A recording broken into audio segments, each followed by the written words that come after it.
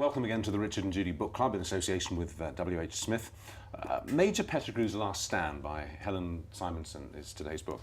It's a very unusual love story, but I think Shakespeare might have recognised it because Romeo and Juliet is a very unusual love story, but it's a tale of two houses.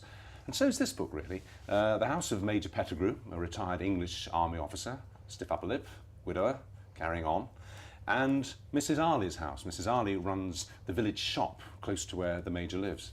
And they form a friendship and a bond and begin to fall in love, despite the interference of their busybody families, who, despite being from different ethnic cultures, are strikingly similar. And Helen's here now. It's a great book, Helen, and a very surprising book. I've never read anything quite like it.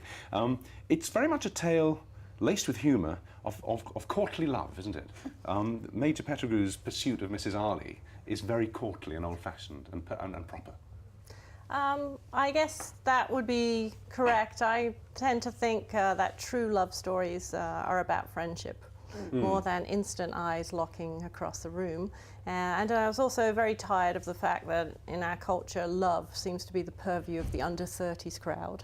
And I found it much more interesting to write about people who are more mature. He's 68. He's 68 and she's 58, which is That's okay. somewhat of a gap, but it's difficult this day and age to find heroes and heroines of those ages. Yeah, and they live in this little East Sussex village, which sounds very much like Rye, which I know that's where you were brought up to some extent. Yes, I moved there as a teenager. We achieved the British dream of a detached house in the country, just outside of Rye, which is a very literary and lovely town. Yeah. Very much has that small town feeling about it, you know, all the neighbours knowing each other's business and wanting to do. And I mean, Major Pettigrew has lost his wife, and then he loses, at the beginning of the book, he loses his brother, and he's surrounded by well-meaning women of the village trying to sort of make him have cups of tea and all the rest of it. That's all very well observed, I think. Richard mentioned the relatives. The relatives on both sides of both the Major and Mrs. Arley are really annoying, aren't they? Well, there are parallels, aren't there? I mean, there's the Major's son, Roger, who's a manipulative, fairly cold-hearted, grasping son. He's a pain in the neck.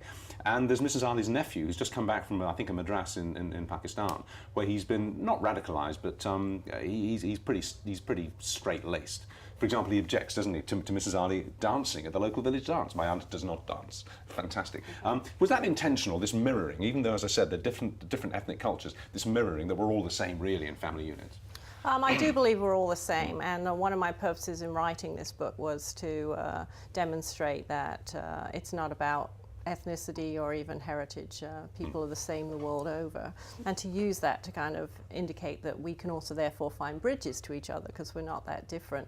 But it's very interesting when you talk about parallels because it illustrates the process of writing and then reading things over, because I wasn't necessarily aware of the parallels when I was writing. In fact, my husband pointed some of them out to me, and I was like, yes, I meant to do that wonderful parallel structure. How great of you to notice.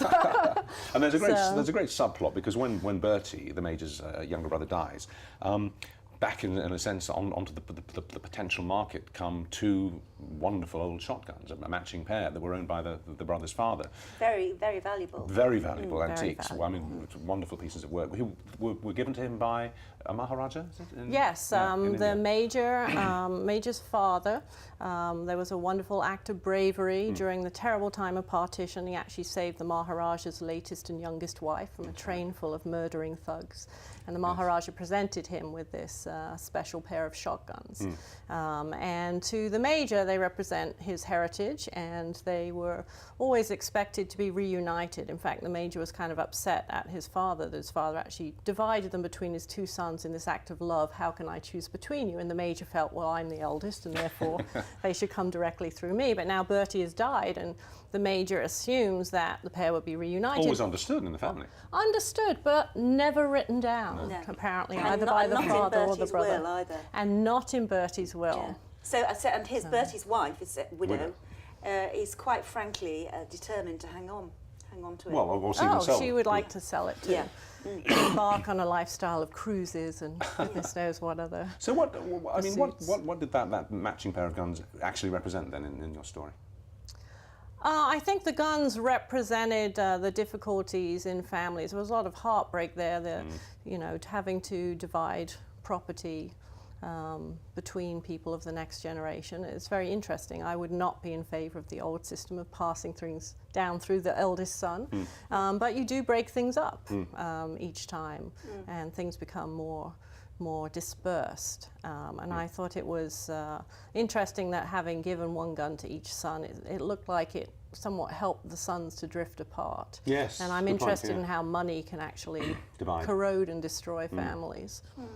It's very funny in many parts of the book. I love, for example, the constant put-downs that Major Pettigrew thinks in his head and sometimes delivers to his son Roger. And it's an interesting illustration, actually, what it must be like to have a child that you don't particularly like. At a fundamental level, you have to love them. It's his son, and at that level he loves him. One has one's duty. But he has, exactly, it's a duty love, really, because he's a pain in the neck, Roger. And all this stuff about, Dad, just give me some money so I can move to be closer, to be near you, Dad. And it's all manipulation and stuff. And also Mrs. Arley's relationship with this sort of prudish nephew. I'm glad to report that when he says to the ladies, my aunt does not dance, she goes anyway, which is very cheery.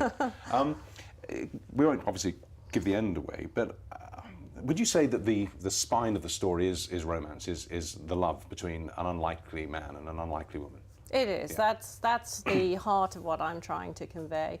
I'm trying to say that you should perhaps take more chances to find love at any age, and that it's also often found through friendship and not through... and through their shared love of books. And their shared love of books is what really brings them together. And then I throw in this unexpected thing that they both like Kipling. Yes, that is unexpected. It's being a little naughty and controversial there, giving Mrs. Arley a love of Kipling. But also this idea that as you grow older, books you might not have read had a principle as a younger person. Maybe our principles soften around the edges, but we're also willing to try more things. Yeah. Yes. Well, I love the fact that at 68, Major Pettigrew is still willing to give it one last shot, hence the title, Major Pettigrew's Last Stand. As it says on the cover, and in many good reviews this book's had, a charming, funny, absorbing debut. This is your debut, congratulations, and a beautiful little love story. Well, it's all of that and more. It's a very satisfying read.